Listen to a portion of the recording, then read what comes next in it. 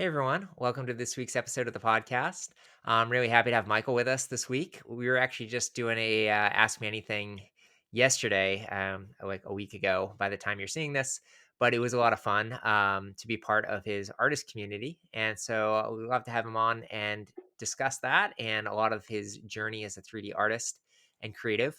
So let me pass it over to Michael to give his background. Hi, it's great to be here, Mike. My name is Michael Tanzillo. I have been a 3D artist for 20 years now ish.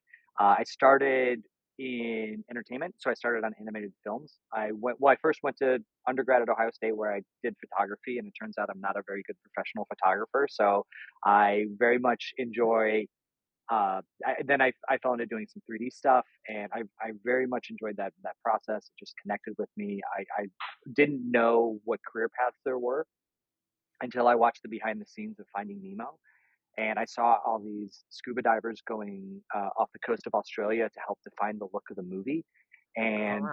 again, with this photography background and a love of lighting and creating a story visually, just the idea of when Nemo and his family are out in the open ocean and everything's happy, the water is more blue and clear, and as they get closer and closer to Sydney, and the emotion and the drama builds, the water gets murkier and greener and more difficult to see through, and I was just breathless, like watching this thing, like yes, that's what I want to do. Is a real That moment was a real aha moment for me. And then so I started applying for jobs, doing that immediately, and was wildly underqualified. And so determined that I should needed to train a little more. So I went to the Savannah College of Art and Design, where I got a master's in visual effects. And then I was able to get a job at an animation studio called Blue Sky Studios. They did the Ice Age movies, Robots, Horton Hears a Who, Ferdinand, Peanuts, Nimona. We were finishing doing Nimona, and when the studio shut down in 2021. So I was there for 13 years. I Oh, wow. started as the job title was lighting technical assistant, but essentially I was a render wrangler, which is just other people would send their renders to the render farm, and I'd have to make sure the machine stayed on, debug problems, I did some like minor technical stuff, but really it was just a way for me to get in the studio. I would run the projector during reviews, so I was the one who would like switch the shots, but it just gave me such a an insight into that process, and you know just watching notes be given every day on every shot of the film over and over and over again just helped refine my eye as an artist. I was lucky enough to get some shots on to work on for Ice Age 3, which was my first film. So I got to light some shots on that, and then I rolled that into a full time lighting job on the next film, which was Rio. And then I did the junior to mid level to senior, and then before Blue Sky was closed, I took on a role as the head of training because we were working on developing a new pipeline. And because in my time at Blue Sky, I had started an online school, I'd done a lot of teaching. I discovered that some of the things that I learned in school, I learned a lot about the hows of doing the craft, like how to work in Maya, how to animate, how to do this, how to do that. How to set up lights, how to render with global illumination and all that. But I didn't really understand the artistry of it yet. And it's no fault of the school or any of my professors because they were amazing. It's the fault of like I just didn't have enough experience doing it yet. Yeah, a lot of And times I find that in computer science too, you just need that kind of practical experience. It's one thing to do the sample projects and work, but until you have your own kind of creative direction and something that you're working towards trying to achieve, whether that's coding or lighting or, modeling, there's usually you need that kind of like experience basically and, just ability to work yeah, on it at your own pace. I mean, experience is I way underrated it when I was younger because it's really just about understanding of what they're looking for and what makes a good image and what qualities about it are are helpful in telling the story. And also just things like when you're starting in a studio when you're working amongst many other artists and you're all working towards a common goal. Obviously it's a great thing to be able to produce your own images at a very high level, but it's more important to be able to hit director notes and to make sure that your work is cohesive with everything else while maintaining a high aesthetic bar like that. Lots of that stuff play into it as well. And then, Typically, I had a question about that. Like, how many yeah, different artists would be working like on a full length film? Obviously, there's a lot of frames you're going to be rendering. Like, how much like do they chunk that up? Are there like two or three, like 10, 20, 100? Like, how it yeah, how many different people there are? Maybe that depends on the film and the studio's no, no, budget. no. I mean, it's all studio budget. It all depends. On the kind of first Ice Age movie, there was like 90 total artists that contributed to that project. By the end, Blue Sky had about 600 ish people Oh who wow, worked on each yeah. film. For the lighting side of it, we had by the end we had about 35 or 40 people total that were split between, and then there was probably 1,500 shots ish on the film. So you're you you're taking a pretty good chunk of those, and the way that it works is, and the way that the structure works is there's the film, which is the entirety of the film, and then that is broken up into sequences, and each sequence is a different location or a different time. Anytime that you, yeah, switch places or switch time frames, it becomes a new sequence, Mm, because generally that's when you need to switch out different props, different performances, things like that.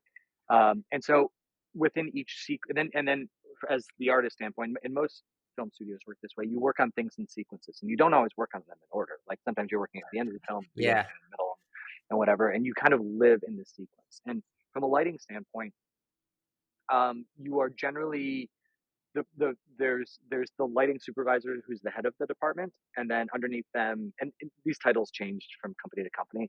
Underneath them are lighting leads or lead lighters or master lighters, and their job is to take they get the entire sequence. That's their purview, and they work with the art director, the director, to establish the mood, the visual cues, the whatever it is about that sequence that makes it special. You know, they work with the designers on color keys, and to get an idea of what that film that whole sequence looks like. Some companies like Pixar will do it. They've done projects where that lead kind of lights all of the shots in that sequence, and then they'll work on that sequence for like a year. Blue Sky would do it where your lead lighter, your master lighter would go in and pick, like, if it was a 100 shot sequence or a 50 shot sequence, let's say 50 shots, you would pick like maybe 5 or 6 of the shots, kind of random, like throughout, and we would call those the master shots. And then you would light just those shots and get Mhm. director approval, and that would determine like the sky color, the key direction, the overall like key to fill ratio on the lighting, and all the different like visual cues. Once you got that approved, then you got assigned a team, and then you would assign the rest of the shots in the sequence to the team, and then it was the team's job to match the light. Like they would take the light rig from the master, which was built Mhm. by the lead, and then they would adjust it so that each shot worked well within the sequence. So you Oh then yeah, they would copy that into their scene, render it out, see what it looked like, and then make adjustments from there. And so your seniority at the company, like when they talk about like what's the difference between a junior, a mid-level, a senior, or a lead, the lead is the one who does that master lighting.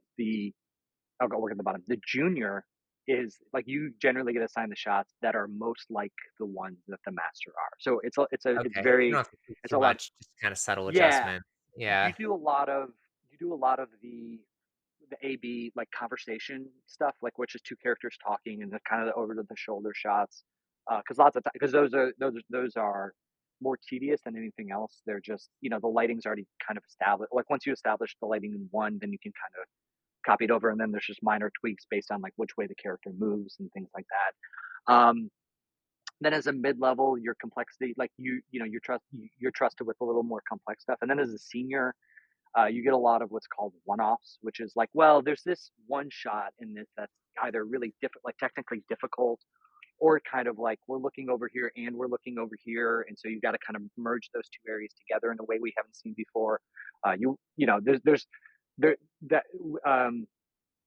or you'll do like the major trailer shots. So the the the more senior you get, the higher degree of difficulty there is on the work that you do. makes Um, sense. Yeah, yeah, it's a good and then natural so progression. yeah, and so I did that. I mean, I did that for a long time, and At the end of my and then yeah, towards the end of Blue Sky, we were moving from proprietary tools into off the shelf stuff. So we were looking into doing USD through Houdini as a lighting tool, and then kind of setting everything up that way because we were doing a lot of like more, and using RenderMan because we were doing non-photorealistic films, and it was more stylized stuff, and so that was a real good opportunity for me to kind of take a step back and become more aware of like workflows in the entire pipeline, how things flow together, and just kind of thinking about, as opposed to like my little part of the film, like thinking about the larger project as a whole. Mhm. And then towards the end, yeah, unfortunately, Blue Sky was shut down in 2021 by Disney, and at a point, I was just going to freelance for a while. I like I said, I teach a lot online, or I did at the time. I'd started a school called the Academy of Animated Art with my coworker Jasmine Katatakarn, and it was to teach people how to do lighting for films. And I was just going to do that, and I was going to freelance in New York. And then I was talking to a buddy, a guy named Alan Hunt, who runs a website called The Rookies, and I was trying to figure out like education stuff, and we were gonna, because he has a website devoted to helping people get their start in VFX and 3D and all that. Hmm. Yeah. And he was like, oh, we can do a contest, we can do this, and oh, we can get Adobe to sponsor, and Adobe can sponsor this, and I was like, why would what are you talking about? Like, why does Adobe care about 3D at all? And B, what's your relation? Like, how do you have all these ins where you can get them to sponsor things? And he's like, well, I used to do contract work with Substance with a Logarithmic, and I was like, yeah. And he Yeah. was like, well, Adobe bought them, and I was like, oh dang. And he was like, and I used to, I would do part time stuff with them, but I got an offer, and now I'm full time at Adobe. And I was like, that's crazy. So we talked about that, and kind of left that call, and I thought about it more and more, and then I'd reach out to him the next day because he lives in Australia, so I was like talking to him at like 10 o'clock at night my time, and then I went to bed and I woke up the next Ah, morning right. about it, and I Yeah. was hey, so like any job openings there? And he's like, actually, they're looking for a just a contracted demo artist. And I was like, oh, that's great. I can work there for like 6 months. See if I've never worked in a software company before. I'll see if I like it. But this will be a great opportunity for me to talk to other film studios, game companies, make some connections. Let me see if I can get in that'll get me to my next gig, and like maybe I can do some more freelance from that. And Mm, then I got yeah. into Adobe, and the job is basically like demoing the Substance 3D products. And for anyone who's listening to this that doesn't know, Substance has been instrumental in changing the material workflow for games and for films. They, starting like 20 years ago now. And so it was basically they created some ways of creating procedural material, which is really helpful. And then Substance Painter is like one of my favorite things to work in, which is a much more intuitive. It's like Photoshop for 3D, where you have your Mhm. 3D asset, you can paint directly on it, you can add masks, it's all a layer based system like Photoshop. As much as I love node based systems, like the layer based system is great. So it was great, and I was like, cool, I can show these workflows for gaming companies and film companies, and I got in and I did like And zero of that. It e-commerce was like too. I was gonna say, well, like, we use, Substance, like, all over, our e-commerce materials and yeah. whatnot. But Yeah. that's the thing, at the time, I had no idea of that because I was like, I knew that, like, obviously, e-commerce companies, I knew there were 3D things that were, but I didn't know the scale of how much people outside of entertainment were utilizing 3D, and I was just like, and not just in simple ways, but like, or not just in the ways that I knew about it. They were using tools I'd never heard of. They were using workflows I never heard of. The problems were different than I ever dealt with, and I felt so challenged and so like pumped up by this that um this is coming at a time. So 2021, the film industry and gaming were like booming, right? Because COVID was rampant. Mhm. Everyone was at home consuming media. Streaming services were kicking up. There was huge expansion in that realm. um and so I was like, that's great, and now we're doing this other thing. Everything's going so great for. And then it just so happened that I came over to Substance and started learning these other areas, that the film industry started to like, there was the writer strike, and then streaming services hit a financial wall, and like production started to decrease, and there's been a lot of problems on the entertainment side. So I started like, because I'm sitting over here on this other world where I'm talking to like, yeah, like e-commerce companies and product designers and industrial designers and fashion companies and footwear companies, and they're like, we want to do more 3D, but we don't know how to get people. And I've got like all my entertainment friends, they're just like, I just got laid off again, and you're like, oh, it's just like everybody needs to come together. And so Uh-huh. um, Yeah, I connect all kind of, the dots. yeah, so I kind of made it my mission a couple years ago to try to do what I can to connect those dots for people.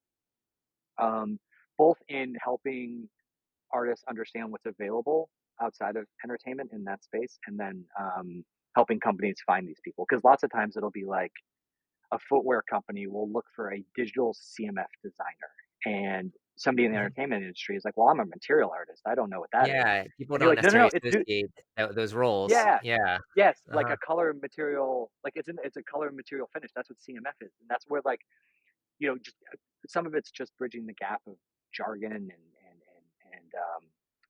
and just like some basic things. So yeah, so I started writing a newsletter called the 3D Artist, and then got that gained some traction and people really liked it. And so I had people asking if they can do more. And so I started an online community for it called the 3D Artist. I've gotten worse at naming things the older that I get. I'm just like, just name it what it is. It's the 3D Artist community.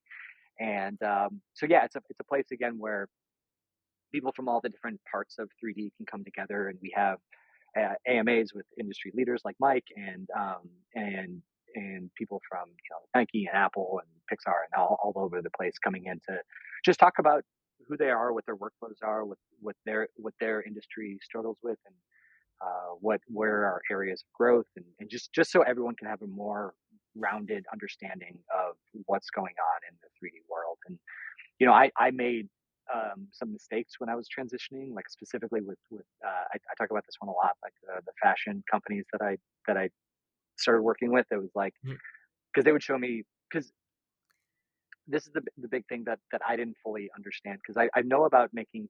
For me, 3D was always about making the best and the most beautiful images I could possibly fathom, right? Like that's why I got into it, and it was like so whatever the 3D was, it had to make a good image at the end. And then I started working Mhm. with fashion companies, and they would send me these. So they work in clo and browseware, as you know, and the renders that would come out of there would just like look like 8-bit game stuff. And I was like, oh, and I saw that, and I was like all arrogant, like, oh, I can make it look better than that. I can do better Mhm. than this. Yeah. And the first company I got, it was like they were making like they wanted this plaid shirt, and so I took the pattern and I took it in Painter and I made made it look just like cotton, and I put in all the seams, and I did this, and I puckered the edges, and I made it look like a. And they were like, "Oh, that looks really great." When I showed it back to them, and they're like, "But like, what size is that shirt that you have?" And I was like, "Oh, I don't know. It's just a shirt asset that I downloaded." And they're like, "Well, but how do you know that that pattern is at the right scale for that shirt size then?" And I was like, "Oh, I just kind of eyeballed it based on your guys'." And they're like, "Yeah, no, we can't do that. Like, Mhm. we have to. The Yeah, really pattern needs has a to match specific the size." product. Yeah. Yeah, and they're like, "We see that your render is good, but like we're not marketing.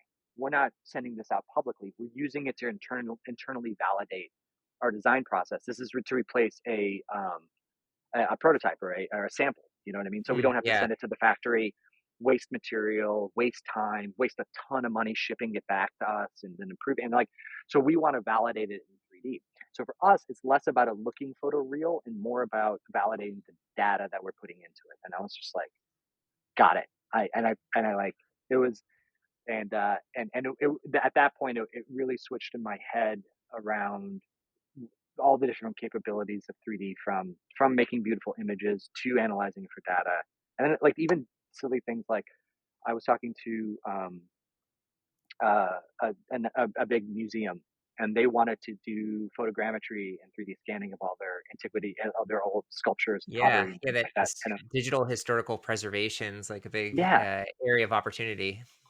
for sure. And I was like, "Oh, great. So you want to scan it in and have like a digital library of that?" They're like, actually that, and we want to use the photogrammetry to analyze because we want to do it every 6 months or so we can see if it's deteriorating or if our preservation methods are working." And I was like, "That's really cool." And they're like, "Can you help us with that?" And I was like, "No, I cannot, but that sounds Yeah. like that's and like we don't have anything that does that, but I'm sure that's a great use case." But the idea of using um, lidar technology and 3D technology to not only create digital twins and virtual duplicates of these things, but to actually analyze them for other use cases. So it was just, Yeah, yeah, totally. I'm just and in the all these industries and all these creatives and technical people are just so good and so creative in their problem solving that I just have a blast doing what I do because I get to help them in my little way, but also get the insights into all these different. I've gotten to work with like NASA and a lot of and they're the only one I can generally name publicly because all the rest of them are, I can't really say who I work with, Yeah, but sure. it's just such a cool it's just a cool workflow. Awesome. Yeah. So, I mean, around the artist community, I've been appreciating learning materials, the community. There's a lot of great resources. Who do you say is like your main audience? Is this for technical 3D artists, or is it for people looking to move into that industry and they're kind of curious about it? Or, how do you kind of like think about that group? I think about that group as there are a ton of resources as you're up and coming. When you're first starting out, there's tons of tutorials and things like that.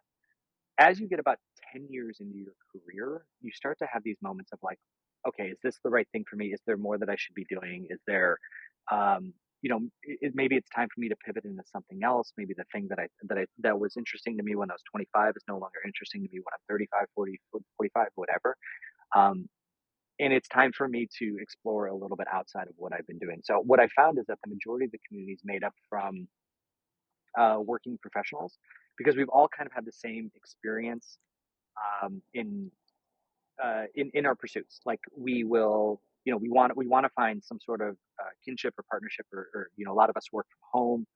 A lot of us are isolated, or maybe we're like a lot of people are the only one of three people who do 3D at their company, and so they just need some more Mhm. ways to network and connect with other people. And like I said, there's a lot of communities on Discord and Reddit communities and things, but they all seem to be geared towards one of two things: like how do I start out my career, and how do I do X? Like how do I add displacement in Blender, or like whatever the thing is. Yeah, very And specific issue. very specific and very much a um, it's very much a like I don't know how to describe it other than people want something, to ask the question, to get what they need to leave. It's not like a Yeah, it's community. yeah, It's like, transactional kind of like you just come and get something and then leave. Yeah.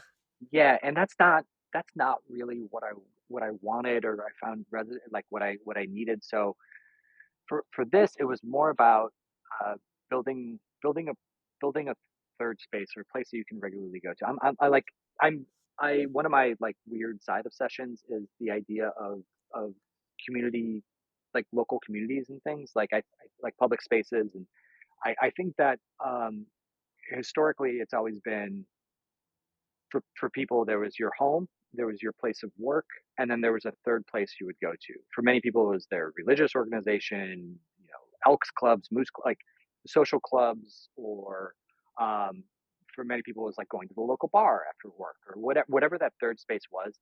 And Yeah. a lot of us have lost that. Like I know that I don't really have that in my day to day. So what I wanted to do, because I I'm online a lot. I work from home again, and so it's like I wanted to create a third, figure out a way to Third start space, that's creating a an third interesting, space. name, actually. Yeah, Especially third when you space is almost a got good one. Yeah, Wikipedia in there a little bit. yeah, I know that would be better. That's a better name than what I did. Yes, but no, it's but that idea of a common space where it's not you're not talking to coworkers. You don't feel like you have to be on guard, and you can be vulnerable and saying you don't know something, but Mhm. it's also not your friend group because not now it's people that share interests with you. Right, yeah, And typically, at so least in it's my own experience, a lot of my friends don't understand or care to understand the technical yeah, details that go into a lot of the things I'm passionate about, and so having, different groups that you can discuss different topics makes a lot of sense.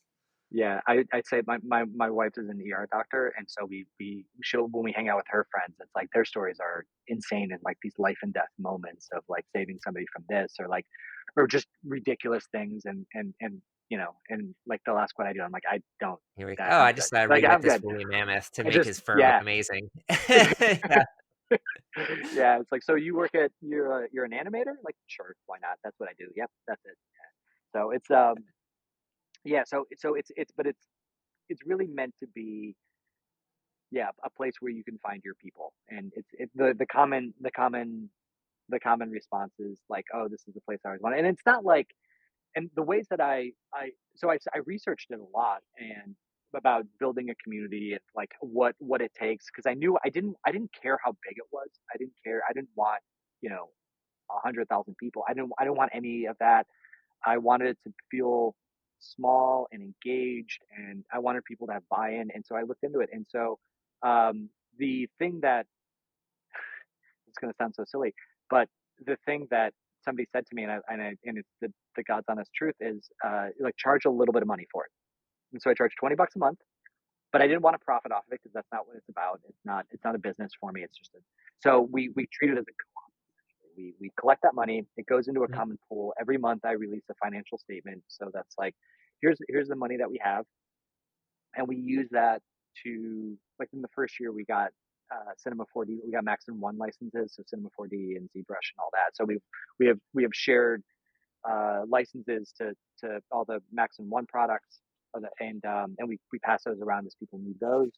And then we got some substance. And then once the substance team found out that I did that, they're like, whoa, what about substance? I was like, it's too expensive. And they like, oh, so they gave us a bunch of Give it substance away. licenses to Nice. use. Yeah. Yeah, yeah, which was great. And then this year we've spent it. And then like when everyone signs up, they get a free shirt, or like they get some 3D artist swag. And then this year the thing that we've done so far is we've hired a kind of a career coach, community coach. To She comes in once every couple weeks, and she's been running the sessions with us to teach us, like, we work through like how we can build out our community skills. She also works with people on like career coaching stuff, and so it's like it's all very local governmenty, where it's like, okay, somebody brings a proposal to the table for funds for this, and we say okay, and then we review it, and everyone votes on it. And if we get the majority of the votes, then we spend the money on that. It's a Pretty cool. pretty good system. So yeah, workshops and licenses and all the things. That's awesome. So yeah, if folks want to get involved, like what's the best way to do that? Is it just go to the I know it's on the school platform. Do you have like a separate Yes. website that you direct people to, or like Yeah, what's the you best you way to can. connect? Yeah, I mean, you can follow me on LinkedIn. That's one way to do it. But there's also a website called the 3dartist.community that you can go to, and it's got a link to the school platform, and school SKOOL. and Mhm. and so it's a yeah. So you can definitely find it in any of those avenues. And the reason why I chose school as opposed to like Discord or something else, it's like the nerdiest of all the platforms, and I kind of like it for that. But it's nice because you can build all these community elements within it. So there's like the message board, but then there's also a calendar of events with like the Zoom links embedded in it, and like um, you can also post. We've got courses posted in the community. So like obviously I know a lot about substance, so I have all my substance tutorials, and I do substance training in there. We've had and all the old AMAs are all posted in the courses too. So we're up to like 35 or ish of them Yeah, now. it's a good amount of And content I found. Yeah. yeah, it was something that, like, I knew I didn't want it to be an online school necessarily. Like but it's like, but the content that and it just like is built over time. It's like, oh, and I looked up one day and I was like, oh, we've got a lot of really good stuff in here. This is cool. Yeah, and then you just want to organize it, and yeah, it seems like a good platform for doing that, especially the Yeah, calendar that you mentioned. Like that's a great way to see what's coming up. yeah, and and yeah, so and then on top of that, internally, we have our own like little Discord, which has now become the play. Like, and the nicest thing is, like, somebody said this to me. They said, like, the school platform has become like my social media platform of choice, because it's like it's none of the it's just like Ad free and streamlined. yeah, It's ad free. It's just about cool 3D stuff. And I thought that was a really nice compliment. yeah. Oh, that's awesome. Well, it's been great. Love hearing more of your background, and of course, promoting the community. Hopefully, folks that are watching will want to get involved as well. So we'll leave some links in the descriptions, and hope to see you there. Any last thoughts from you, Michael? Um, just understand that we are on a cusp of, and I'll throw this one as the last thing I'll say. Like, there's a lot of uncertainty around creativity and artistry in the current world The world of of AI AI generation, emergence. the world Yeah. of AI and all that. But I would say that what we're finding is that all of the promises of AI being able, and we talked about this a little bit already, but like AI being able to generate, it's being promised that it's going to be able to replace all of your creativity needs and all of your marketing images of your brand and all this stuff. And what we're finding is that is absolutely, any creative listening to this knows it's not necessarily true. You can't do that. Yeah. your brand and your products to be pixel perfect, whether you're an animation company or sell soda or lipstick or whatever. And so there is, and the only way that you're able to get that pixel perfect quality is through 3D workflows. So whenever you hear talk like, so the way that I genuinely think it's going to shake out is that 3D is going to be taking on a more prominent role Mhm. going forward between e-commerce experiences and also just like working in industrial, doing training and working in industrial jobs and collaboration. There's just like there's a million outputs for 3D that I think that um, if you go on Twitter, you can be discouraged by it, but the reality is I think this industry has an extraordinarily bright future. And then the last thing I'll say was, uh, yeah, Mike's going to put the links up. Please feel free to please reach out. I'm on LinkedIn a lot. That's like my platform of choice. You can find me on there, and you can message me and all that. And um, I would say, yeah, never don't be afraid to reach out to me or anybody else. Where this industry is filled with really cool people. Like I got to meet Mike just through a friend of a friend, and I very much enjoyed the time with him. So just yeah, reach out, be active, Yeah. Yeah, go it's a go get small go get world, it. and it's great to, support each other and, build these communities. All right, excellent, love it. Well, thanks again, and, we'll see you all next week.